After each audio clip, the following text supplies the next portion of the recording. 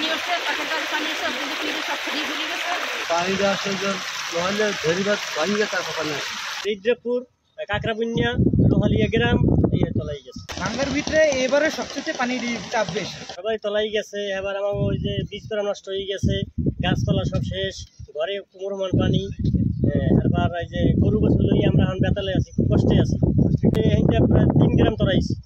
Lohalia, ইদ্রপুর union তো লোহালিয়া, এবার ইদ্রপুর, কাকরাবুনিয়া, লোহালিয়া গ্রাম এই তলাই গেছে। রান্না করা করতে পারিনি, সব তলাই গেছে। হ্যাঁ, চুলে পানি উঠছে, বর্ষায় চড়িয়ে যায়। বাড়ি গেছে থেকে সব ছড়িয়ে নিয়ে গেছে, ঘর গলে গেছে, কিছু দিও নিচ্ছে। ঝড়ে পানি এসে সব তলাই গেছে। বর্ষায় পানি উঠছে, পাশের বাড়ি পানি এসে কিন্তু ফিরে সব ছড়িয়ে ফেলে গেছে। ঘরের লাগা বাচ্চা আছে, ওই উড়িয়ে গেছে। আমার একটা হলে লাগাই ভাঙতে পারে।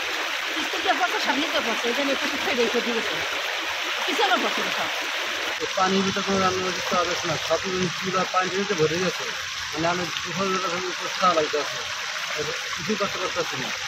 পানিটা আসে যে লোহালে ধরিবাত ভাঙিয়ে তারপর পানি আসে। আপনি পুরো লোহালিয়ে চলাই যেতেছে, এই একটা দিক দিয়ে পুরো লোহালিয়ে চলাই যায়।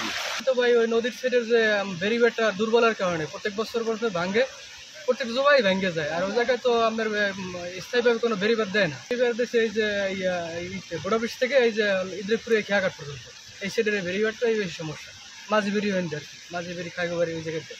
এতে প্রায় আপনার এই সাইডে প্রায় 3 সাইডে এই জায়গায় পানি একবারে ওই লোহালির ওই মাথা পর্যন্ত চলে যায়। এটা আছে ইদ্রেকপুর, কাকরাবুনিয়া, এরপর আছে লোহালিয়া, এরপর আছে নাজিরপুর, সব এই জায়গাতে পানি পড়ে। গত মানে যে কয়বার ভাঙছে, ভাঙ্গার ভিতরে এবারে সবচেয়ে পানির চাপ বেশি ভাঙছে। সামনে এক জায়গায় দিয়ে একবারই সাইড দিয়ে ভাঙছে, মানে